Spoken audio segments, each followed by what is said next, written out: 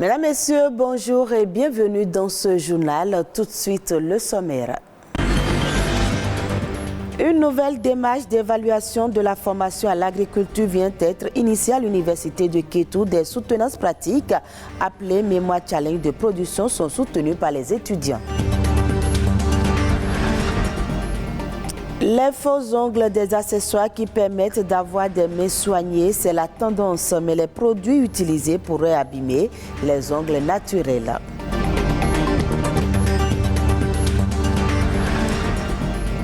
Et puis vous le constatez peut-être déjà, certains médicaments traditionnels font aujourd'hui objet de prescription médicale et donc officiellement commercialisés.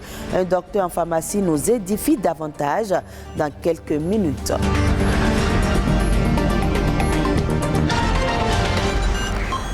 Merci de votre fidélité. Faire valider son diplôme par des réalisations professionnelles, telle est la nouvelle démarche d'évaluation de la formation à l'agriculture lancée par l'École de gestion et d'exploitation des systèmes d'élevage de l'Université nationale d'agriculture de Kétou. Cela passe par des soutenances pratiques appelées Mémoire Challenge de production.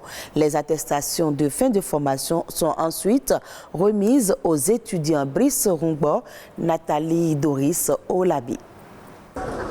Des étudiants en pleine soutenance. Ils sont appelés à défendre le challenge de l'obtention de leur licence professionnelle en production et santé animale. Une innovation de l'École de gestion des systèmes d'exploitation de l'élevage de l'Université nationale d'agriculture de Kétou. Cette initiative procède de la volonté du gouvernement qui nous enjoint maintenant désormais de faire plus de pratiques à l'université.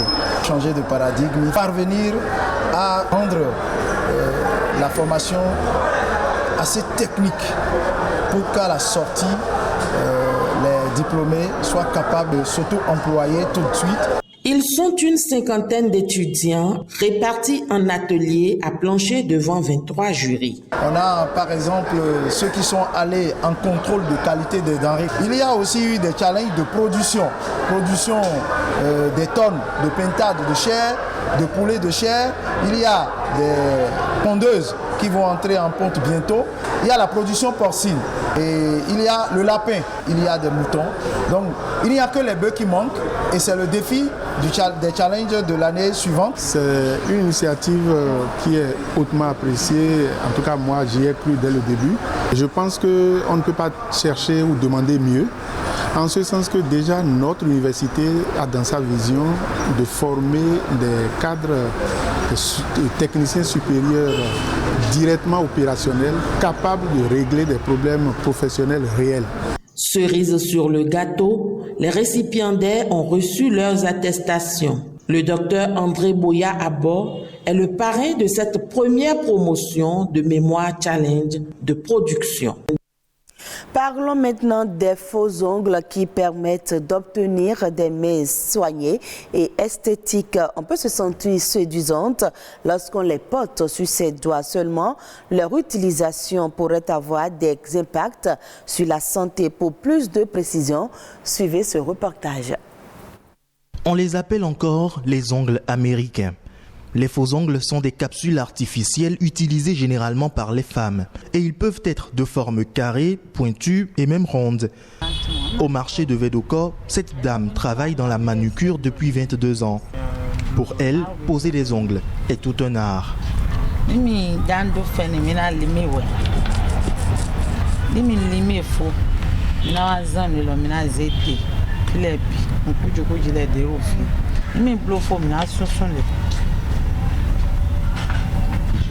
Mina kwa fende na sogu kuro fenton mi mo lo de sogu mo na wa le mi do kote donc esien o fi de ni bi o fi e na be panari e di ni dan place fin e na yin kan ji do e sogu mi na dun lo do we e de mi ro ko won ni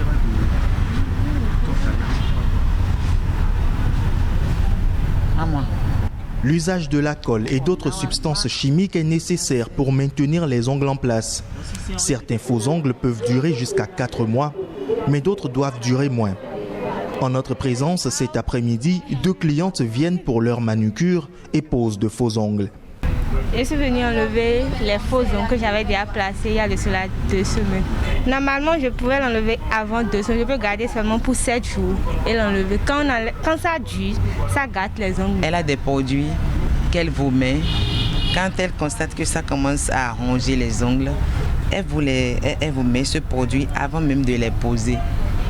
Du coup, prochainement, quand vous revenez, vous enlevez facilement et ça ne ronge plus. La pose des faux ongles est devenue de plus en plus courante. Malgré ce vif succès, le port des faux ongles a plusieurs conséquences sur la santé.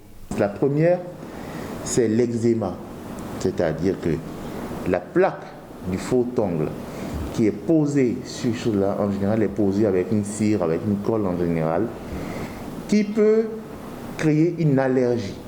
La deuxième chose, c'est que vous n'avez pas de système immunitaire qui réagit, mais le fait de la pose crée une irritation mécanique qui fait que la personne est gênée. Le fait que l'on garde donc, une substance, un matériel étranger au-dessus de son ongle, crée en général un espace entre l'ongle et le faux ongle. Et donc va se former en général entre les 2 couches donc, des champignons qui sont des infections fongiques. Le non-respect des règles d'hygiène et de stérilisation lors de la pose des faux ongles peut aussi nuire à la santé. Si rien n'empêche le port de faux ongles à l'occasion d'un événement spécial, le port à long terme est déconseillé. Dans les officines pharmaceutiques, on retrouve de plus en plus les médicaments à base de plantes. Le recours à une médecine traditionnelle de qualité peut faciliter la fourniture de soins de santé aux populations, selon l'Organisation mondiale de la santé, ainsi reconnue pour leurs efficacités. Beaucoup se demandent si ces médicaments subissent le processus de contrôle et d'homologation du ministère de la Santé avant d'être commercialisés en pharmacie. Quant au prix et l'efficacité entre ces médicaments et ceux modernes, la question se pose également. Aristide Akowanou, docteur en pharmacie, nous éclaire. Les médicaments traditionnels présents dans les pharmacies s'appellent plutôt sous l'appellation les médicaments traditionnels améliorés. Et ces médicaments traditionnels ne peuvent pas se retrouver en pharmacie s'ils n'ont pas une autorisation de mise sur le marché béninois. Du coup, l'État a allégé un peu l'autorisation de mise sur le marché pour ces médicaments et on appelle autorisation allégée de mise sur le marché. Et c'est tous les médicaments traditionnels normalement se retrouvant en pharmacie doivent avoir cette autorisation de mise sur le marché de part du ministère de la Santé du Bénin. Dans certains pays, il existe la médecine moderne dans les CHU et la médecine traditionnelle à côté. Et c'est ce qu'on souhaite aussi. C'est une complémentarité, les médicaments traditionnels améliorés et les médicaments dits de spécialité ou les médicaments modernes. Ce n'est pas des concurrents. Chacun reste dans son rôle et chacun se complète à l'autre. On arrive parfois à retrouver sur des ordonnances les 2 types de médicaments. Où on met le médicament moderne ou le médicament spécialité, on met après le médicament traditionnel. Ça se retrouve parfois où on a des conseils du pharmacien sur les médicaments traditionnels ou aussi on a des conseils des praticiens. Les populations n'ont qu'à être rassurées que lorsque vous venez dans une pharmacie et vous trouvez un médicament traditionnel, ces médicaments traditionnels sont sécurisés et la population peut les prendre sans inquiétude, comme les médicaments modernes, dits modernes. Et nous, notre rôle est d'abord un rôle de santé publique. C'est vrai que ces médicaments ont un coût abordable, mais il ne faut pas négliger ce côté sécurité médicaments. C'est ce que nous portons à la population en leur rassurant que lorsqu'ils rentrent dans une pharmacie et trouvent des médicaments traditionnels, ces médicaments traditionnels sont rassurants. C'est mieux qu'en pharmacie, qu'aux abords de la voie, qu'en dehors de la pharmacie. Hors du Bénin, le Cameroun vient de mettre en place des champs semenciers pour préparer la relance de la production du blé dans le pays. Ces 3 champs semenciers s'étendent sur une superficie totale d'environ 50 hectares. Au cours des prochains mois, les semences devraient être multipliées puis distribuées aux producteurs afin de relancer la culture du blé dans le pays et ainsi réduire des importations en provenance, notamment de la Russie. En effet, ce pays européen est le premier fournisseur de blé au Cameroun. Selon les données de l'Institut national de la statistique, cette céréale représente à elle seule 65% des exportations russes vers le Cameroun. Et le reste de l'actualité au plan international, c'est dans Eco Inter qui porte la signature de Héloïse Winanto.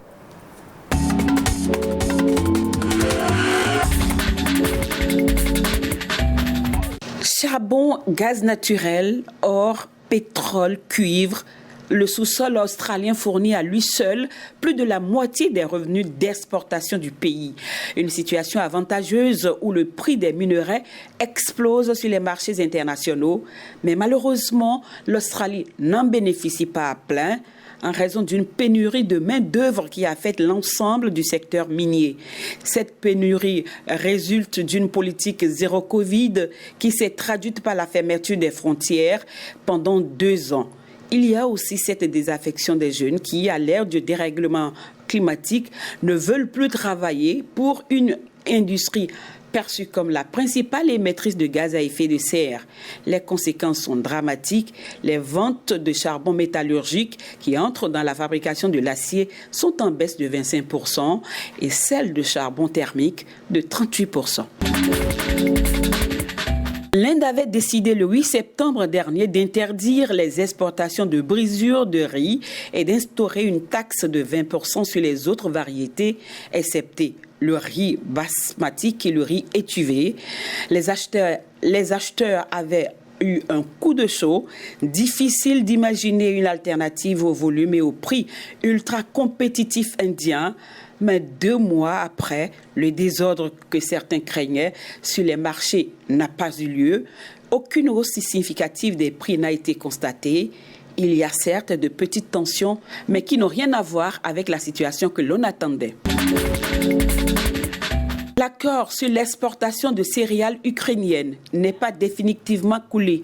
La Russie annonce ce mercredi réintégrer cet accord en assurant avoir reçu des garanties écrites de la part de Kiev sur la démilitarisation des routes maritimes utilisées pour le transport. En effet, l'accord avait été suspendu par la Russie samedi dernier suite à une attaque sur sa flotte en Crimée.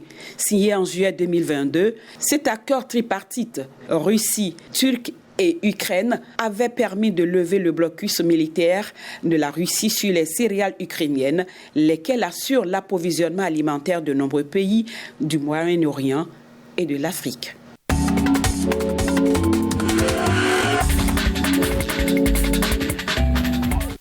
Ce journal est à revoir sur le site de l'ORTB, www.ortb.bj. Merci à vous de l'avoir suivi.